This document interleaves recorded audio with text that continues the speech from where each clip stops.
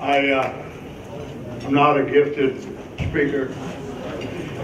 I don't get up in front of groups very often. I do a lot better one-on-one, particularly with the ladies. I had to take care of that on the way up. Thank you, Darla. I have been involved with the selection committee of the Hall of Fame for several years now. And I always like to see some of my heroes go in, be accepted into the Hall of Fame. And one that I've had interest in for several years is Roy Pappy Forsyth. Now, Pappy was racing in the late 30s on the ice. Took time off for World War II, as many of our heroes did. And then when he returned, he got out an old Ford, which were a lot of them around in those days because automobiles had not been available, new ones, during the war. After the war, everybody got a new car, and all these old cars were parked out behind the sheds, and jalopy racing was born. And Pappy raced mostly in the southern Connecticut Valley, and he had championships Claremont and Keene, New Hampshire at Cheshire Fairgrounds. And in 1952, I believe, they formed a new racing association which included 4 tracks: Claremont, Keene, West Brattleboro, and Rhythm in Massachusetts.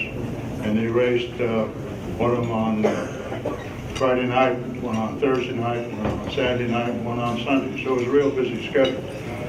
And Forsyth was elected the first president of this organization.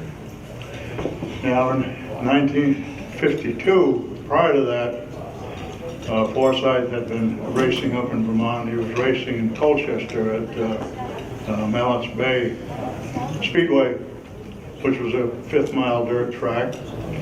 He won the race that day, and the announcer at the track was a young fellow about 16 years old.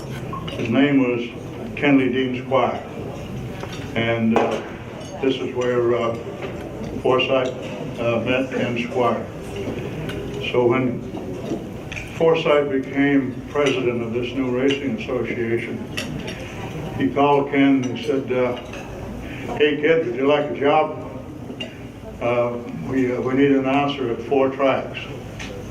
And Forsyth had privately said to someone else, he said, "This kid is so damn good that he could make a race sound exciting with just 2 wheelbarrows." He said, "We've got to give this kid a chance." And that launched a career that everyone in this room has heard about. Anyway, we started Thunder Road. We opened Thunder Road in 1960.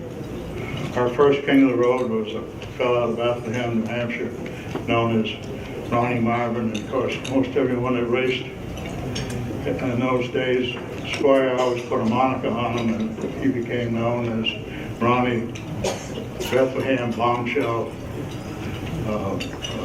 Marvin, and he was our first king of the road. So Barber and Forsyth had retired from racing about 3-4 years prior to that. So Squire called Barber and asked him to put a car together, come up run on asphalt, because he'd always run on dirt previous to that, and so hadn't Forsyth. But anyway, Ken says to me, he says, "You know George pretty well, why don't you give him a call and see if he'll put a car together?" So we did, and for the 61 season, Barber was also in our Hall of Fame, and Forsyth came to Thunder Road, and out of 18 features, they won 10 of them. And those were in the days where handicapping, if you won, you always started in the rear. He won 5 features consecutively, and it's a record that still stands today.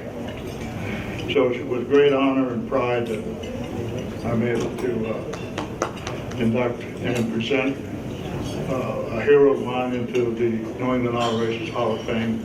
And here to accept this presentation is a young fellow, his name is Russell Perkins, and Russell's dad, Walter, was Forsyth's best friend and was his pit crew quite often in the early days. Thank you.